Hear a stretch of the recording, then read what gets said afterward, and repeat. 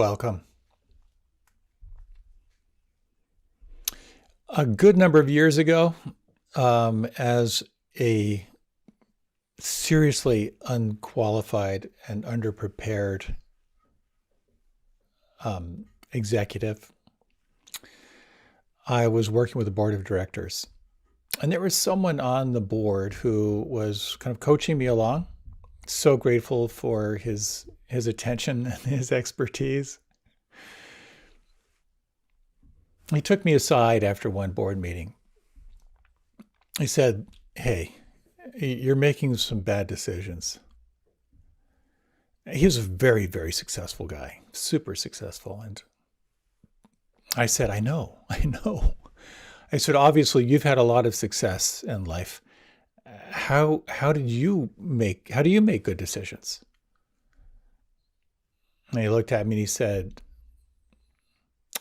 I started making a lot of good decisions, primarily by making a lot of bad decisions. It wasn't really helpful, but I realized that it's through experience of life that we cultivate wisdom. And we're faced with decisions all the time. All the time. Some of them are trivial, maybe. What should I eat? What should I wear? Some of the decisions that you have to make are not so trivial. What should I focus on today? Should I take this new job? Should I end this relationship? How do you make decisions that resonate as good decisions? That's what I'd like to talk about with you a little bit. First, I'd like to talk a little bit about what is it that gets in the way of making good decisions, because all of us have made some really lousy decisions in our lives. Second, I'd like to talk about the power of pausing. Like when you pause and you step back, you can begin to access this quality of kind of impartial observation. The most important thing I think I'd like to talk about is the power of consulting your body. And finally, if we have time, I'd like to talk about decision making as part of contemplating karma, which can be very, very helpful. So what gets in the way of making good decisions? In the 1930s, the government of Queensland in Australia's North Country decided to introduce cane toads to the country to reduce the population of beetles that were destroying the sugar crops. And guess what? They handled the beetles pretty well, but then suddenly they had an infestation of cane toads. Not a good decision. So I was doing a little research on this, and I kind of put this under the topic of it seemed like a good idea at the time. And think about these decisions that were made on a large level. Someone thought lead paint was a great idea. Someone thought leaded gasoline was a really great idea. Someone out there thought, asbestos is going to really be really, really helpful for us. And there was a time when you went to a shoe store to buy shoes, that you could put on a pair of shoes and then step on a little platform that would give you an X-ray, would show you the bones of your foot and how they fit in that shoe. Seemed like a good idea at the time. Putting cocaine in Coca-Cola, putting morphine in infant products, formaldehyde in cosmetics. There was a time when doctors would work in the morgue to go deliver a baby without washing their hands. Seemed like a good idea at the time. So it's very interesting. In fact, you might just think of a decision you have to make. And it could be anything. Just some decision you've got coming up. I'll give you 15 seconds to think of something.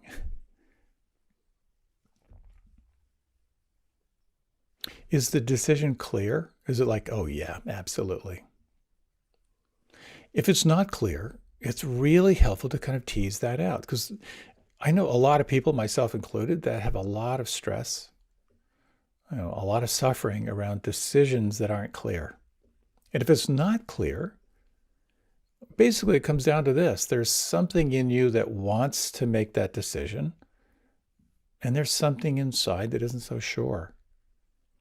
Teasing that out, getting more familiar with those components, there's something that wants it, there's something that's not so sure, that could open up a whole bunch of really interesting information. I've mentioned this before many times, but when someone tells me they're going through a breakup in a relationship, I can't help, but I have to ask this question. When did you know the relationship wasn't going to work out? I would say 80 to 85% of the time, the person will respond and say, I knew in the beginning. Wow. How do we override that? I have a rather complex background around relationships. I actually had an arranged marriage, living in a yoga ashram. Absolutely wonderful, wonderful person, really, truly wonderful person, but it wasn't the right match. And something in me knew that in the beginning, and somehow I overrode that. And of course, paid a price later. I think what happens is we tend to make decisions with our heads. And the mind, of course, is very fickle. It is very easily influenced by all kinds of different things. But primarily, if we're looking through the lens of Buddhist psychology, the mind is most easily influenced by 3 factors: by greed, by hatred, and by delusion, by confusion. So how this shows up is really beautifully put in this description of the 8 worldly winds.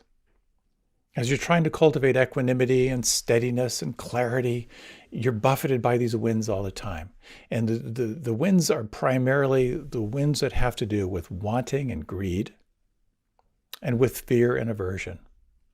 So what is it that we want, that the mind wants? Well, the mind is looking for praise. The mind is looking for, let's say the ego. The mind or the ego is looking for praise. They're being told it's great. It's craving success. It's craving pleasure. It's craving fame. It wants to be adored. It also is built on some pretty powerful fears. The fear of blame, the fear of failure, the fear of pain, and the fear of shame.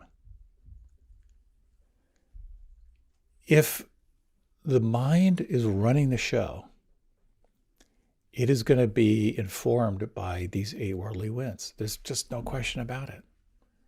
So when you have a decision to make,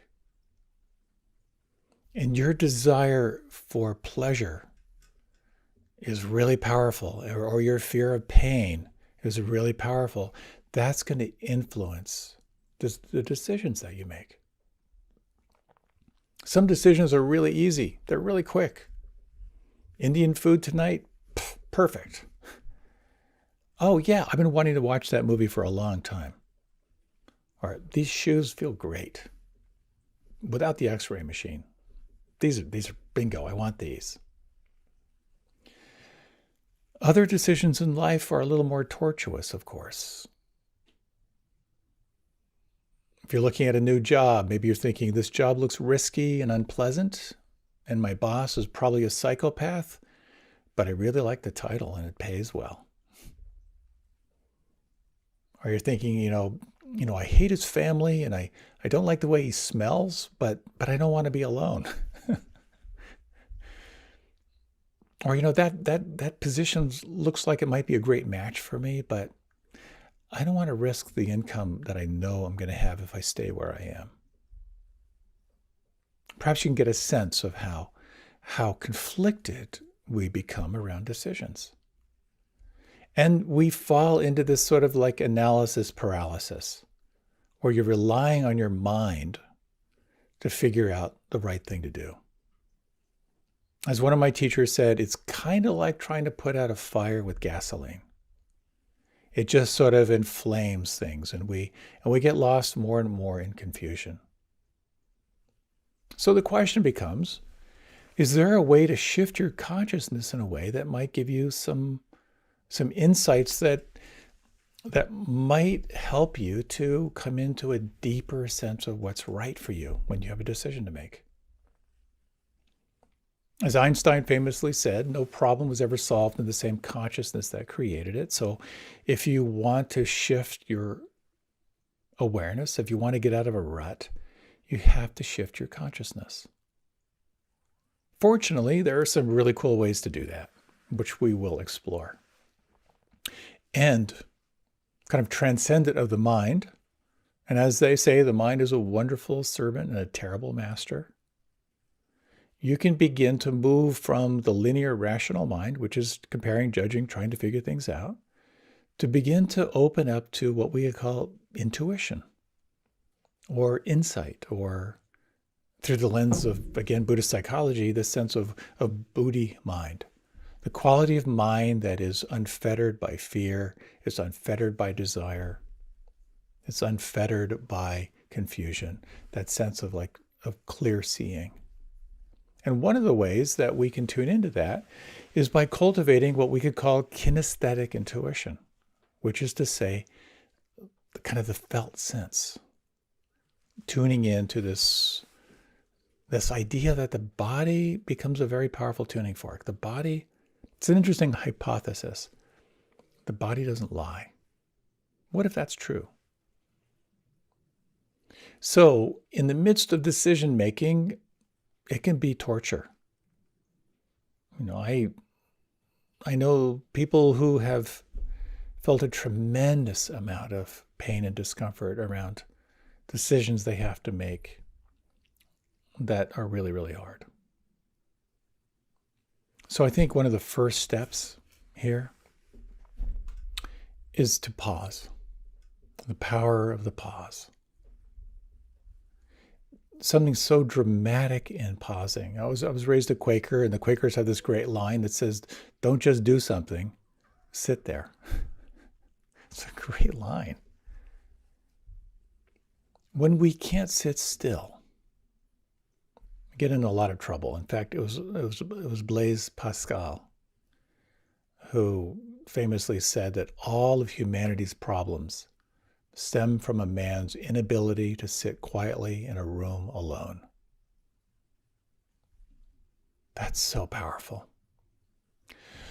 All of humanity's problems stem from a man's inability to sit quietly in a room alone. When we can't sit still, we become impulsive. And then there's a penalty to pay, ultimately. Back in college, a bunch of friends and I, on spring break, piled into a friend's Volkswagen van. We drove from Wisconsin down to Utah. And a couple guys in the group had done a lot of extensive hiking in the Canyonlands. And it was a blast. We were deep in these canyons in Utah. We only saw the sun about 4 hours a day. We were kind of that deep in. And one day, 3 of us decided to do some climbing, and we went up a side canyon and had this amazing climb, doing friction climbing on sandstone. And we got up to the rim of the canyon. It was phenomenal to see the vista of the land there. So we decided that we would kind of hike down a bit and then go down another side canyon. And my friend had been there before, said, if we go down this side canyon and we track this down, it should take us right back to our base camp. So as we were hiking down that side canyon, it was a little freaky. We saw a couple snakes and so forth, but then suddenly there was a drop off. It was a pretty dramatic drop off, but we were feeling so great. We were feeling so good. And so I was about maybe 15, at least I'd say 15 feet. It was a pretty hefty drop off. And so So I said, to my friend, I said, "Are you sure this is the way?" He goes, "Yeah, this should take us down, back down to the base camp." So I jumped. And then once I jumped, I looked around and I realized that it was a box canyon. There was no way back. And so we sat there for a little while, and finally he jumped, and then his girlfriend jumped. After a long time, she had a lot of fear, and she kind of messed up her ankle when she jumped. But again, we were exhilarated. Okay, we're heading down to the base camp, and we went down a little bit further, and suddenly there was a more dramatic drop off. And we realized we were caught in a box canyon. No one knew where we were. We were in the middle of nowhere in Utah. It's a long story, but in essence, what we did is we took our jeans and we tied them leg to leg. I had my friend's belt under my armpits, and he began to lower me over this ledge, and I was holding on to the to the wall with my fingernails, and suddenly I lost my grip. I swung away, and one of the pair of jeans began to slowly rip up the crotch, and then it let go. And there was a long time in the air as I'm just falling and falling on these rocks. I remember hearing Jane scream up above, and I'm just in my underwear. And magically I landed and I was safe. But there was no way they could come down. So the whole ordeal was, is there another box canyon? What if now we're separated and we're trapped? But I made it down. I had to jump into the river, swim across the river. Two guys had to hike out, get a helicopter. The helicopter came the next day. It was snowing. Got the guys down. We had to hike out. If I had just waited a few more minutes, that whole adventure would have been avoided. So pausing is really powerful. Like when in doubt, pause. Or that acronym, WAIT, WAIT. Why am I talking? That whole thing of like, just slow down and pause. So what happens when you pause with mindfulness? Inevitably, what happens is when you pause, you're beginning to sever your identification with this thinking, planning, comparing mind. You actually begin to cultivate what some traditions call a witness, or the observer, your capacity to observe with dispassion. And this is one of the very strong elements that you cultivate whenever you meditate. And that's where a lot of the freedom comes, is that you begin to realize I don't have to believe every thought. In fact, I'm the one who's aware of my thoughts. So this quality of the witness, it's non-judging. One of my teachers, Swami Kripalvinanji, when he went back to India, he was asked by one of his top disciples, and he was asked this question: what's the highest quality of a spiritual seeker? I was pretty sure his response was going to be, whatever you're enjoying, stop it. Work harder. But he said the following. He said, the highest quality of a spiritual seeker is self-observation without judgment. Now, when you pause and really take that in, the highest quality is self-observation without judgment. And if you just take a moment and just sense that, what does it mean right now to be observing the self without judgment? This quality of the witness has no preferences. It has no judgments. It's not for nor against anything. It's simply the capacity to observe what's true. I mentioned before Robert Heinlein in his book Stranger in a Strange Land, So he was talking about this capacity to truly observe without assumptions. And someone who's trained in this, and he said, well, what color is that shed over there? And the response was, it's green on this side. There was no assumption that the shed is green. This side is green. This quality of the witness can absolutely open new doorways. Because in the mind, and again, back to making decisions, when something wants it and something doesn't, and depending on which one has control of the microphone, you're spinning and spinning and spinning, is playing out your scenarios. When you shift your state, when you get access to the observer, to that impartial observer, new opportunities begin to open up. So shifting your state is really, really critical. Abraham Lincoln allegedly said, if I have 5 hours to chop down a tree, I'm going to spend 4 hours sharpening my axe. Shifting your state can be that powerful. So there is an exercise which I have found, tremendously helpful. I've shared this in the past, but it's one I think you'll find really, really helpful. And it's a way that you can explore making a decision and bringing the body into the practice. So I was meeting with a young person, and they were kind of torn up around decisions they needed to make in their life. They just finished college, and they were feeling a little bit directionless. And so they wanted to talk about what they might do. So I said, well, what are your options? And she said, well, I've been thinking maybe I'd like to join the Peace Corps. Maybe I should go to grad school.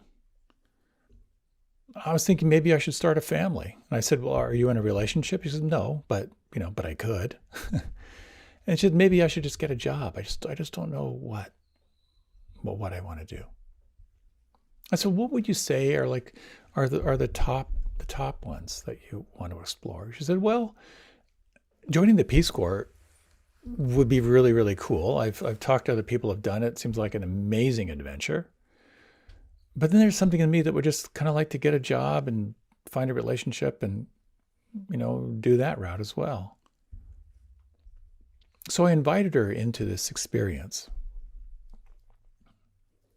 that was taught to me by this German psychotherapist who was trained in focusing, which is sort of a practice of somatic investigation.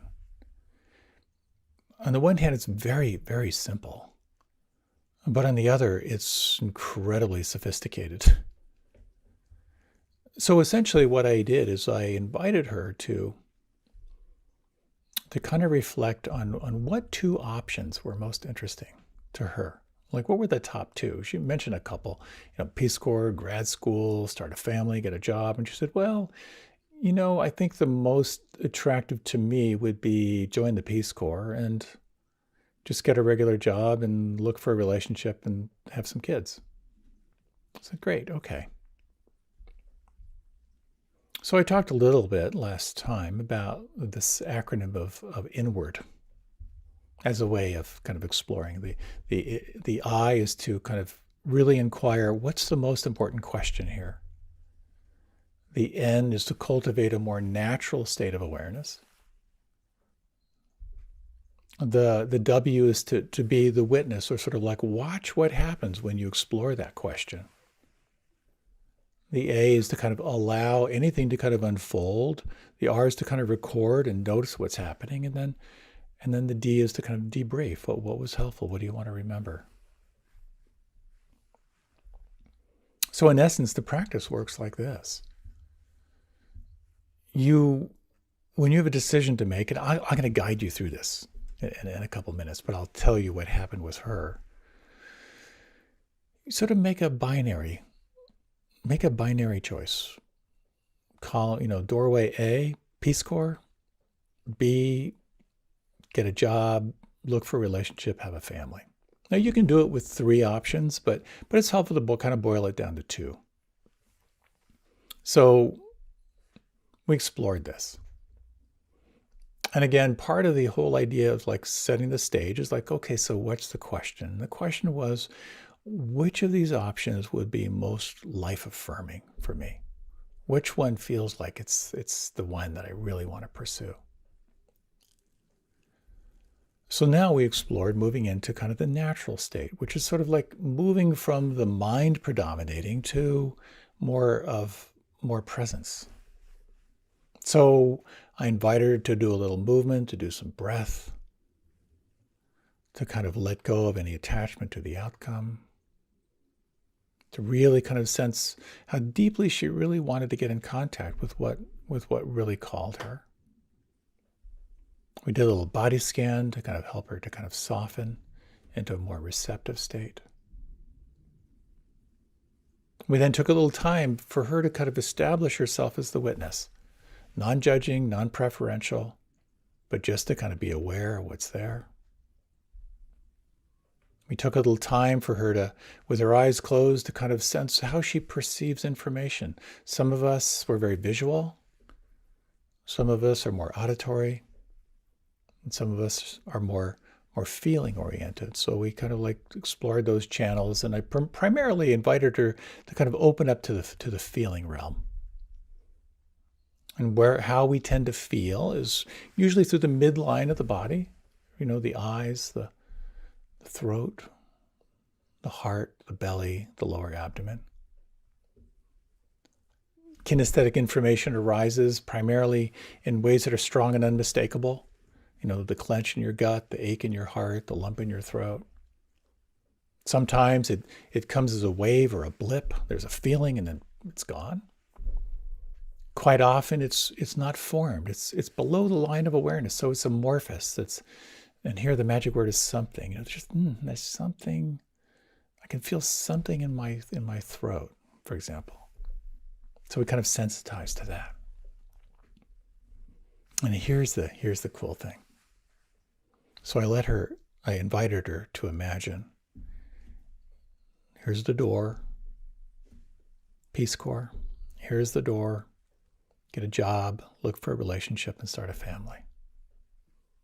So I invited her to imagine, just choose one of those doorways. Doesn't matter which one. Choose the one that just calls to you now. And then tell your body, this is what we're going to do. And now pay attention to the felt sense. Pay attention to what feels, to what you feel on the inside. So she didn't tell me which doorway she chose. But she sat quietly and she began to say, I feel like a tingling, bubbling sensations in my belly and kind of up through my sternum. It feels kind of carbonated. So I asked her, I said, so, you might make room for that, say hello to that. I asked her, I said, is there an emotional word that resonates with those sensations? And she said, yeah, this is anxiety and nervousness. And so I invited her to kind of check back, and part of the art of kinesthetic intuition is you look for resonance. Above the line, she labeled it as anxiety and nervousness, but I invited her to check back to sense, do those words resonate? Are those the right words? And she said, kinda. And then a long pause, she said, no, not really. It's not really anxiety. I think there's some excitement here. I said, is there a sense of, that sense of excitement? You might again kind of say hello to it and kind of give it room to move and flow. And she kind of sat there, said like, oh, now I can kind of feel a tension in my heart, kind of up into my throat. So I invited her to say hello to that. And I asked her what is there a sense of what it needed? And she said, it just kind of needs some reassurance. It just wants to be seen. So I invited her, I said, well, if you could offer that, if you could just offer it some reassurance, I'll let it know that you see it in such a way that it feels completely satiated, and just track whatever might move or shift or change on the inside. Again, she sat with that for a while, and she said, I really feel it kind of opening. It's sort of softening, and now I can feel my shoulders relaxing. I feel like a deeper sense of ease. And we sat with that for a while.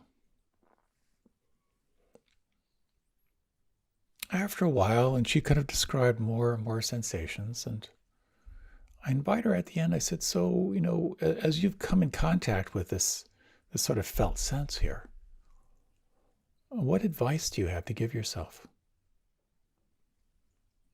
A long pause, and she said, be present to the anxiety, listen to it, and follow the excitement. That's what she said. I said, so if you were to do that in your life, not perfectly, not all the time, but to really listen to the fear, listen to the anxiety, and also to listen to the excitement, what would that be like? And she said, it would be this amazing adventure.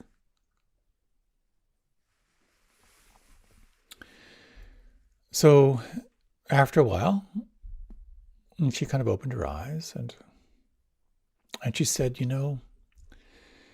there was always something in me that wanted to do the Peace Corps. But there's also something in me that was just scared and thought maybe I should play it safe. But when I really saw the anxiety, and I saw that the anxiety actually had some excitement in it, and when I really asked what the anxiety needed was just to be seen and heard and acknowledged, then once I sort of like met that need, I'm really kind of excited about the possibility of the Peace Corps. It's pretty cool. Pretty cool. What I find when it comes to decision making, part of the key to decision making is when you can really get into touch with kind of the tendrils of what's between you and making a decision. There's almost always an unmet need. There's something you're wanting, there's something you're needing that isn't happening. And if you can name that unmet need, sometimes that's the key. And for her, because there was this anxiety, quite naturally, the anxiety of the unknown, of learning a new language and going into a new culture, that what that anxiety really needed was to be named and to be seen and to be given some space. And when she did that, something shifted and became much more of this kinesthetic, yes, this is what calls me. It's a cool process. It's a very, very cool process. And what I find is I can kind of apply this for myself with the small stuff, but it's also really helpful when you're kind of deconstructing the big stuff, if you will. So I would love to kind of guide you into this. We have enough time for this. So you might think about a decision that you need to make.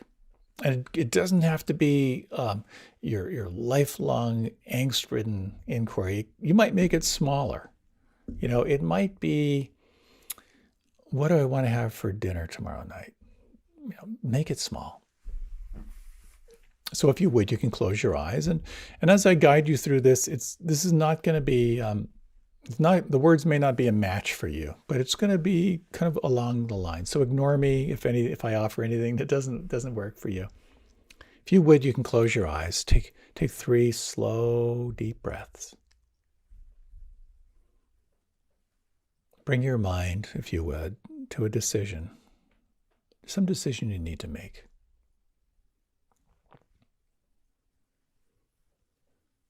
Then if you would, explore if you can bring this decision down to 2 or 3 possibilities.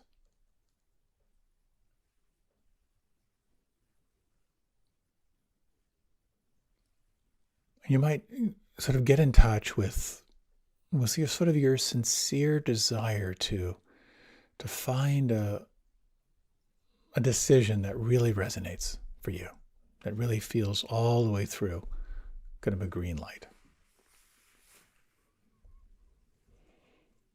And for this practice, letting go of any expectations, just see this as a moment-to-moment allowing of what arises.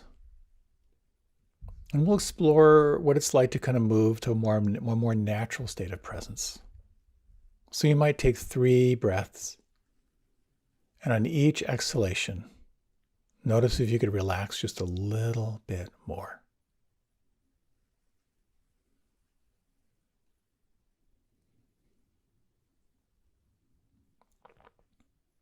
Notice the sounds around you. And feel this sense of present moment awareness.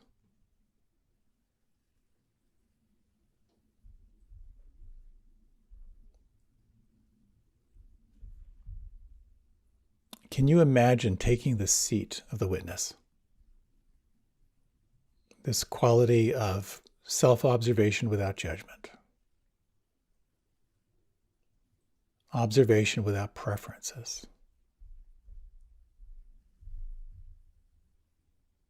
And you might take a moment from this place of the witness, open your attention to sound. Notice the sounds around you, passing through all by themselves.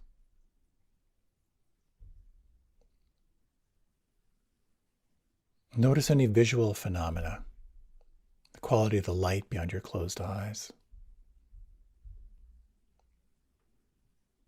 And take a few moments, if you would, to attune to inner feeling, just sensing the eyes, the throat, sensing the heart and the lungs, the sternum and the belly. As we move into somatic inquiry, sensitizing yourself to the possible arising of strong sensation or flickering sensation, or probably somewhat amorphous and vague sensation.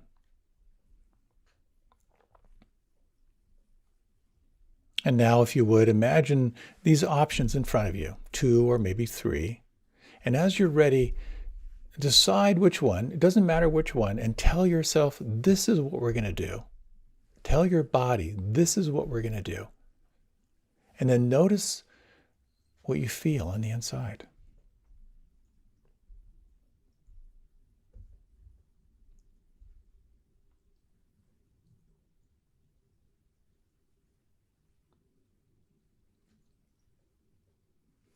Imagine you could report out, even as if you're reporting out loud. What do you feel? What do you notice inside?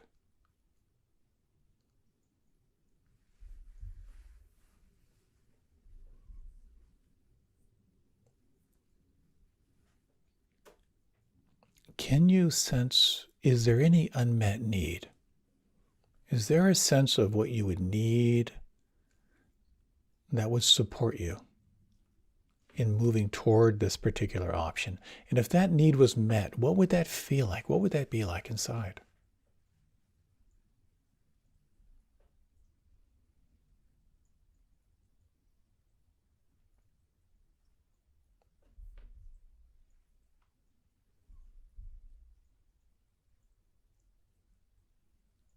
And while this is just a brief investigation here,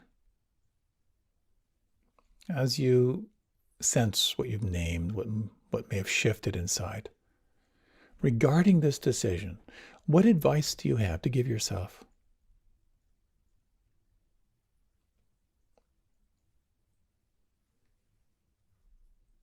And if you were to do that, not perfectly, not all the time, what would that feel like? What would that be like inside?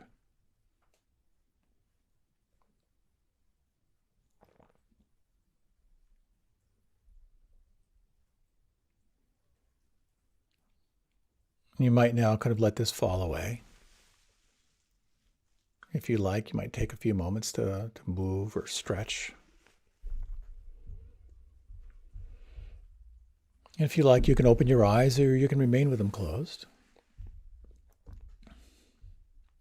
Now, there's something really interesting about this practice, and there's a possibility you might have had an insight from this.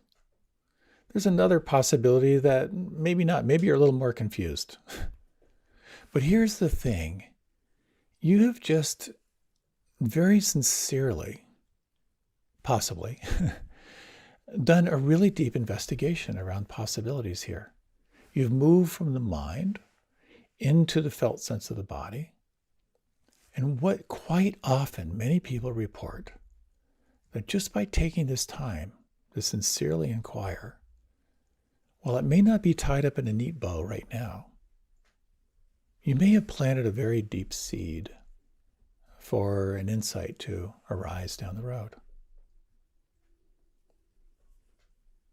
And with this practice, and many times people ask, well, should I go back and explore the other option? And you certainly can. But what I've found for myself, I'd say 95% of the time, I don't need to explore another option. Like I get enough information from just exploring one of those options. And it's a fascinating process to me, moving from the linear rational mind and opening up to other sources of information. And it's all part of this practice of inquiry. It's not about figuring it out. It's about getting more familiar with it. And as you've taken the time to get more familiar with this decision, you may find, if not now, sometime down the road, some clarity might emerge. At least that's my expectation and that's my hope. You know, Carlos Castaneda famously said, keep death on your left shoulder as an advisor. It's a very, very powerful practice.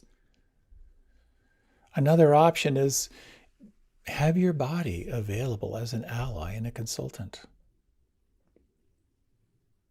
When you have a decision to make, take some time to pause. Just to be aware of what gets in the way of good decisions is oftentimes the mind, just buffeted by those 8 worldly winds. And when you can pause, you can begin to access and contact this sense of the witness, your capacity to observe without preference, your capacity to observe with clarity. And when you can take that, call on the wisdom of the felt sense of your body, you may find that you're tapping into a resource that can make a lot of difference in your life. I have certainly found that to be true for myself. And it's my sincere hope that this has been helpful for you. Many, many blessings to you in your practice. May you and your body have a wonderful time, and I look forward to sharing more with you soon. Take good care.